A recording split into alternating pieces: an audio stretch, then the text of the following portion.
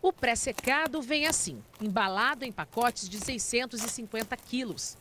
A forragem fica protegida e também mantém os nutrientes, além da umidade, que deixa o capim mais macio para o consumo. O pré-secado, ele não é silagem e ele não é feno. Então, ele está na interface desses dois tipos de alimento.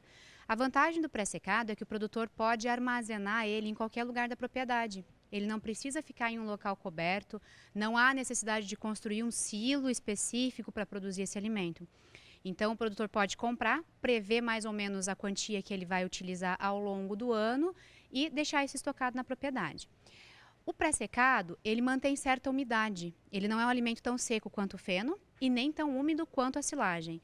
Então, por ele ter essa pequena fase de fermentação que ocorre dentro da embalagem, isso se torna palatável, principalmente para bovinos. Equinos também consomem, mas os bovinos, como tem essa pequena fermentação e tem esse açúcar solubilizado disponível, ele vai atrair os bovinos para o consumo desse alimento. Os criadores aqui da nossa região não conhecem muito, eu não conheço, mas não tem muito contato, né? Muito conhecimento mesmo dessa selagem, do pré-secado. Isso, como o pré-secado é comum de regiões frias, que o objetivo seria o quê? Você plantou o seu capim, você colheu esse capim e fez esse trabalho nele, né, de envelopamento.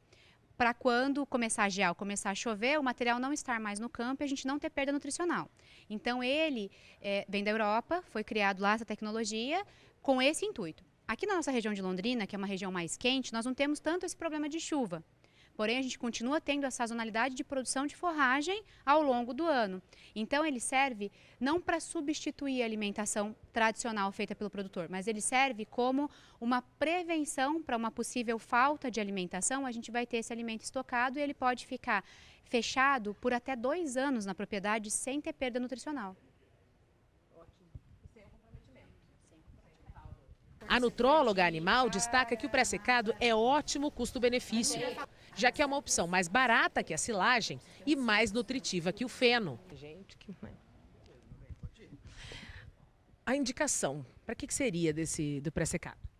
O pré-secado, ele não é silagem e ele não é feno. Então, ele está na interface desses dois tipos de alimento. A vantagem do pré-secado é que o produtor pode armazenar ele em qualquer lugar da propriedade. Ele não precisa ficar em um local coberto, não há necessidade de construir um silo específico para produzir esse alimento.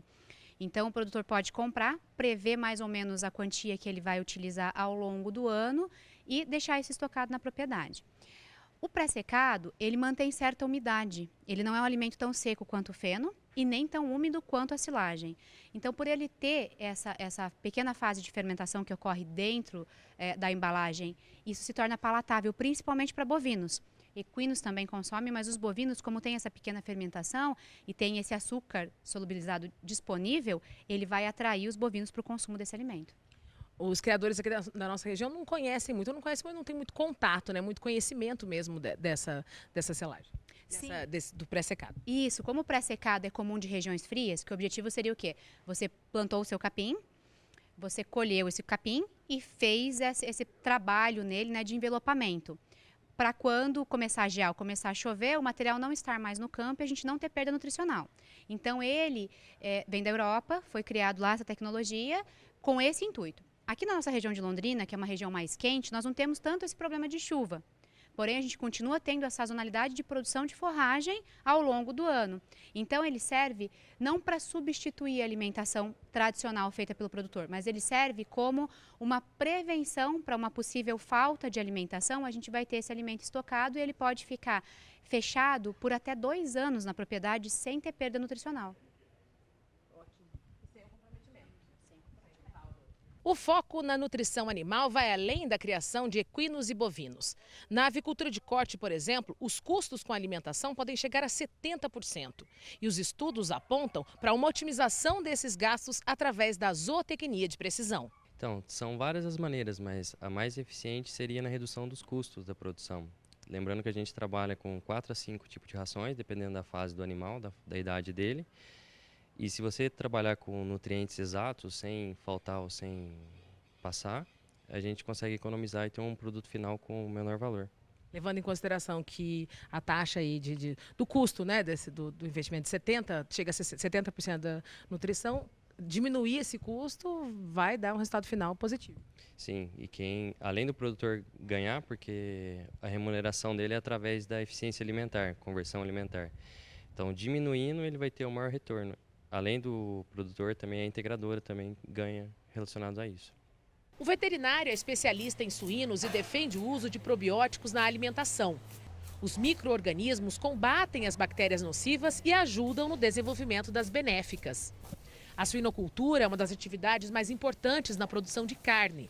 E a criação, na maioria das vezes, é de grande concentração dos animais em sistemas confinados, o que pode disseminar doenças, comprometendo o desempenho do rebanho. Bom, probiótico é um aditivo à base de uma população de bactérias vivas, obrigatoriamente vivas, que são administradas via ração e menos comumente via água ou via uma pasta que pode ser também veiculada para leitões jovens através de bisnagas ou através de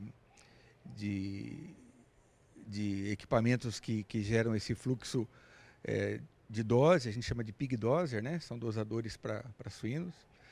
Mas também pode ser um componente com uma única bactéria, né? Uma única cepa. Então, ou com muitas, uma combinação, ou com uma única cepa, obrigatoriamente viva e veiculada dessas formas. Que tipo de resultado o produtor, o criador vai ter utilizando esse aditivo? Eu acho que o primeiro questionamento funciona? Eu diria que sim.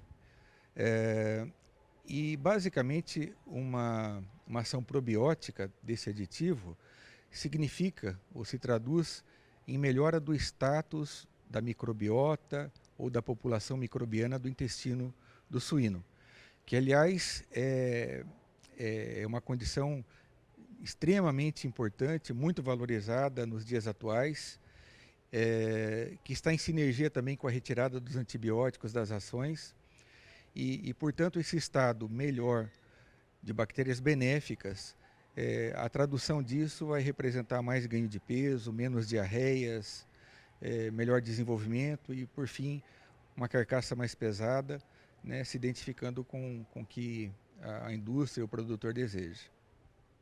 Ótimo, perfeito.